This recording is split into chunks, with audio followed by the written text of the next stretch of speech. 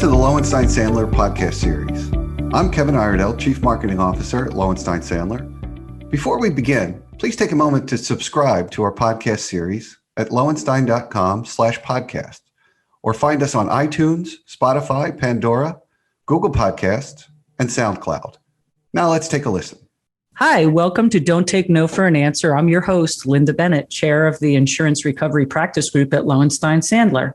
Today, we're going to be talking about litigating in the virtual world. Within the last year and a half, the litigation world was turned upside down by the COVID-19 pandemic.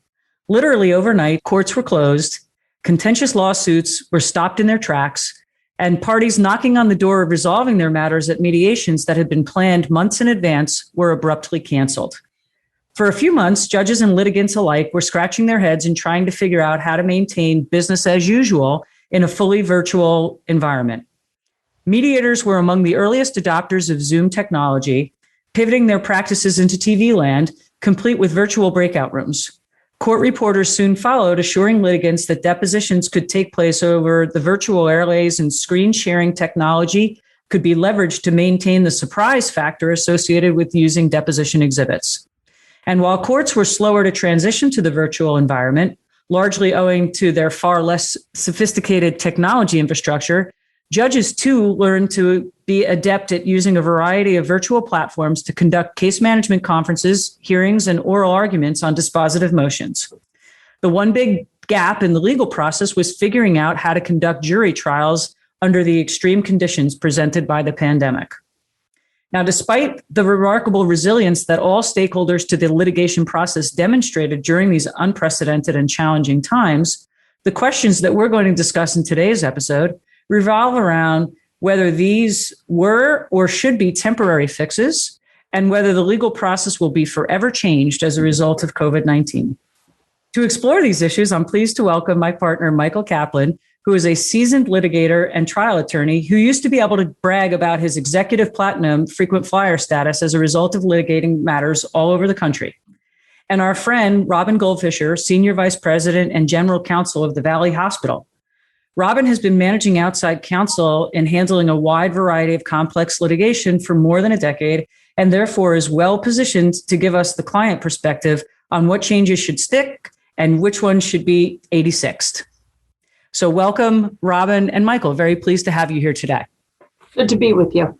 Thanks, Lynda. All right, let's start at the beginning. What's the best thing about litigating a case in a fully virtual environment? Robin, why don't you lead us off?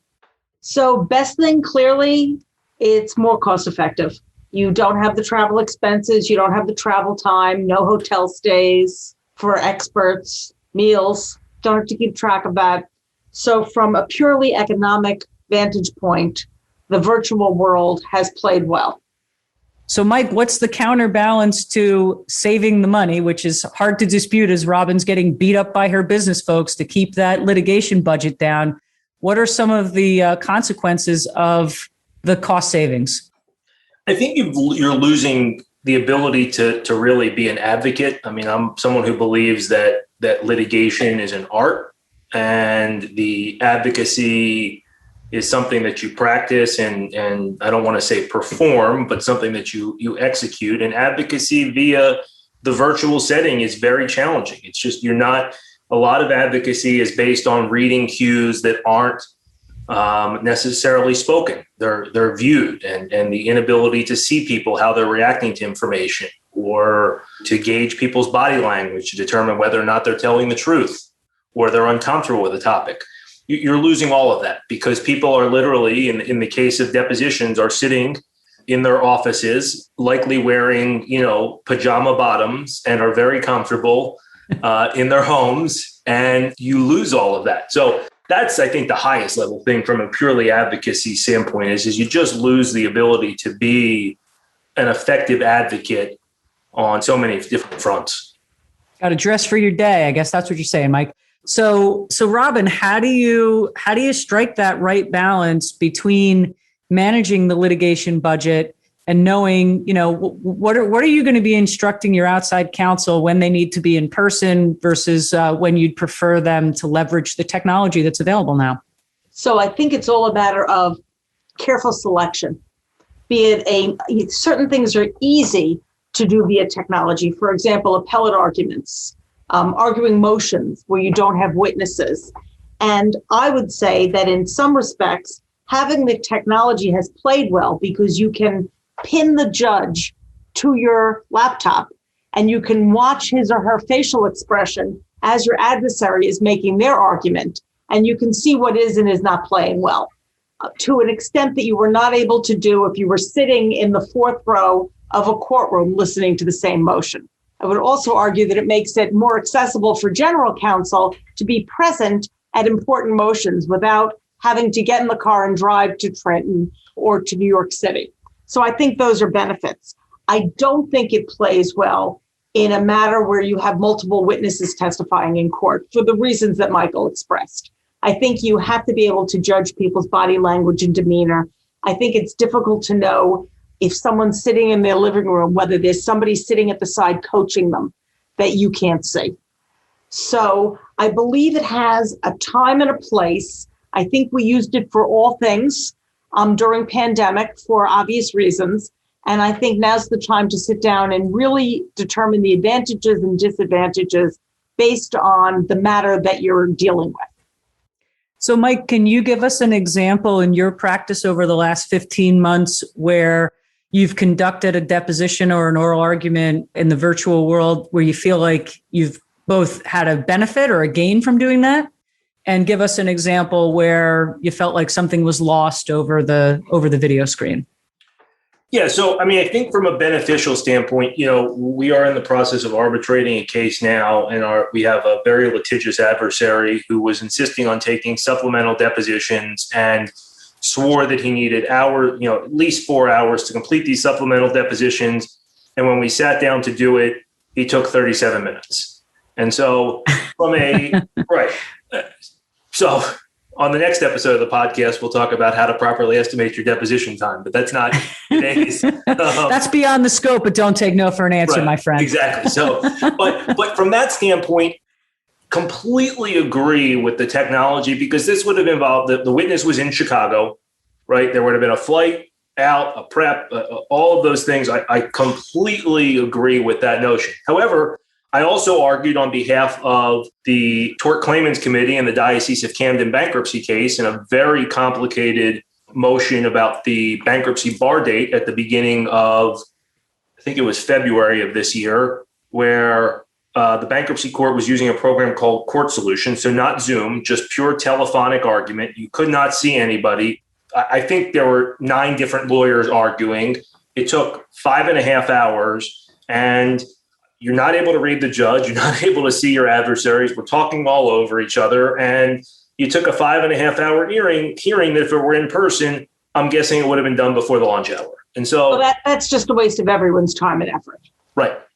Yeah. Right. So how do you maintain also the element of surprise? What were some of the techniques that each of you saw in the litigations you're involved in where you're having a deposition? When I take a deposition, there are certain documents I want to be able to slide that across at just the right time in the deposition to surprise or get a spontaneous reaction from the witness. So how do we manage around that in the virtual world where we maybe have to give the exhibits in advance so that people have them before the dep starts? So I actually had a rather large case where there were multiple cases of exhibits actually, that were sent the night before. They came sealed and needed to be opened on the screen. So where's the trust, Robin? Where's the trust? There's no trust, let's be honest. So the element of surprise was certainly there when we opened these 2 cases of documents and saw them all neatly organized by number, no idea what was in them. And by the way, I think they used 10 of them out of 2 cases of documents over the course of a day. So we killed a lot of trees and put those needles in the haystack. But I do think that it was effective, because when they said pull out file 10 and you pulled out file 10 and you were on the screen, they could gauge your demeanor. So I thought that was effective. Now, we were dealing with professionals. If you were dealing with lay people, I don't know if it would have been quite as effective. as the element of surprise, as you say, with a layperson. Yeah, that's the exact method that we used in both depositions and in a trial. It just resulted in more than 2 boxes. It resulted in about 12. And we may have used 15 of the exhibits, Robin, so it wasn't much better. I feel better. Yeah, right. But truth be told, we needed to get the arbitrators the exhibits for the trial. They wanted them hard copy. Screen share is not an alternative. We can talk about that one if you want, but screen share is the worst invention known to man. How do you really feel, Mike? Not sure. That was the PG version of how I feel about screen share. Because the witness is sitting, you're putting a document up on screen share, and then you're saying, okay, to the witness, read the document, and someone else is controlling the scroll, and you're just sitting there. I mean, so it's ridiculous. But I agree with Robin. The only way we came up with is the exact way she described, which is to ship in a sealed box, open it on camera. And by the way, the surprise only lasts till the first break, because of the first break, they're flipping through all the exhibits anyway to figure out what's in there, and then the surprise is gone. So okay, we wouldn't do that. Being Valley Hospital, we were told not to. We wouldn't do that. And afterwards, we walked the 2 cartons of documents, the documents that were not used, to the shredder and shredded them as we were told to do. So, but I'm sure a lot of other people are doing just what you said. All right. Well, let's talk about technology for a second, Mike, since you brought it up. Has it worked as seamlessly as the tech geeks told us it was going to? You mean when I was doing an oral argument last week or 3 weeks ago in Delaware and the judge could see me but not hear me? Absolutely. It worked seamlessly. Well, it's better than being a cat, I guess, yes. On screen. No. The truth be told, it hasn't worked as seamlessly as it did, and sometimes it does. I mean, sometimes the very basic functions work well, but sometimes it doesn't. And part of the problem is you have 3 or 4 prevailing platforms of technology, and maybe your law firm or your hospital has bought the license for the enterprise version of one of them, but not all of them. And so when you're doing Zoom, you've got the high speed broadband, super duper connection. And when we're doing Microsoft Teams, I'm connecting through AOL.com. So, it's like, yeah. So the answer is no, but to that credit, if I'm being completely, fair, I will say that at least my experience is that our people reacted quickly and tried to stay on top of it. Whether or not we've always, been out front on everything, no, but we have never sat back on our hands, and we're consistently trying. And I would agree. I have to tell you that from our perspective, the few times we've done it, we have an IT department of 150 or 200 people, and we kept an IPT person sitting right outside the office. So if we hit a glitch, there was someone sitting there to help us. And we tried everything a day in advance, at least, to make sure everything was working. We did everything we could to optimize the process, but it is not optimal, clearly. Technology is great when it works, which is mostly not most of the time. All right, screen fatigue. What about that? Is that a thing? Have you seen that either in depositions and or for trial or hearing work? Absolutely. How many hours can you sit and stare at the screen and not lose your mind and not be distracted by your cell phone or your other email? And you need to get up and walk. At a normal deposition, you take more breaks. You really have to bake in the breaks every hour so people can move around. Otherwise, you just become too lethargic. And I think it takes something out of your witness's testimony. Yeah, I've done multiple trials in my tenure at Lowenstein. And the one that we did, the arbitration we did last summer over, I think there were 8 trial days, all virtual, staring at what was a very big screen. I mean, it was a movie theater type screen just to, reduce the screen fatigue. At the end of that trial, I was more tired than I have been after any other, case that I have, done. And I think it's just purely from the standpoint of staring at that screen all day and then just silly things. The boxes are moving around. I mean, there are so many other factors. And even with breaks, it's really very hard to concentrate. And it's just not as effective in my mind. You're not getting you are wearing yourself down quicker. And that's not good for the case. All right, let's talk about mediation before we wrap up here. I noticed in my practice that a lot of cases went into mediation mode largely prematurely, but because the courts were closed, everybody just kind of pivoted to say, all right, well, let's see if we can settle the case. And I'm curious to hear your experiences and insights into whether mediation can be done effectively in the virtual world, or is this something that as we all come out of our bunkers needs to get back to an across the table in-person experience? Well, I can start out by saying that I think it depends on a lot of factors. How well the mediator knows the attorney, how well the attorneys know each other, whether the parties need in-person attention to understand the process, because a lot of the times the plaintiffs are newbies, they haven't been engaged in litigation before, and you just don't get the same impact on a screen as you do in an office with a mediator who's skilled at getting in there and building the trust that's necessary to effectively mediate. I also think, in my experience, that cases get settled in the hallway between attorneys and not in the room with the clients. And I think that you lose that when you're virtual. I agree. I've settled more cases at the snack bar than probably anywhere else. And it's really the ability to go out and talk to the mediator and the other attorney and say, hey, listen, I'm in a jam here. Like, I've got a problem. You need to help me solve this problem, and I'm willing to help you solve this problem. And when we get have that kind of frank conversation, it's great, because otherwise the alternative in the Zoom mediation world is, hey, can you kick your client out of the room and I'll kick mine out of the room and we can have a conversation. And the first thing the client does when they come back in is say, what'd you talk about? And so, right, exactly. It's not the chance meeting on the way to the restroom anymore. Everybody knows exactly what's happening. Exactly. Yeah. So, I agree with Robin. It's just not the same. Yeah. Very hard to build rapport over a TV screen. Yeah. Well, and look, some of the mediations that I've done in the olden days pre-COVID, there's a lot of benefit when you've reached that impasse of getting the two clients together in a room to talk about the business relationship. If there's an ongoing business relationship there that you can leverage or that has meant something prior to this dispute arising between the parties, there's a lot of benefit to that across the table, in-person contact and connection. And I would be remiss if I didn't share, that the technology associated with mediations adds additional layers of complications. Early on, one mediation I did, the chat function is a great means of communication generally, but not when you're in an adversarial proceeding and you think that you're reaching out and chatting just the mediator saying, we're ready to make the next offer at X. And you actually chatted everybody, which actually happened in one of my cases. And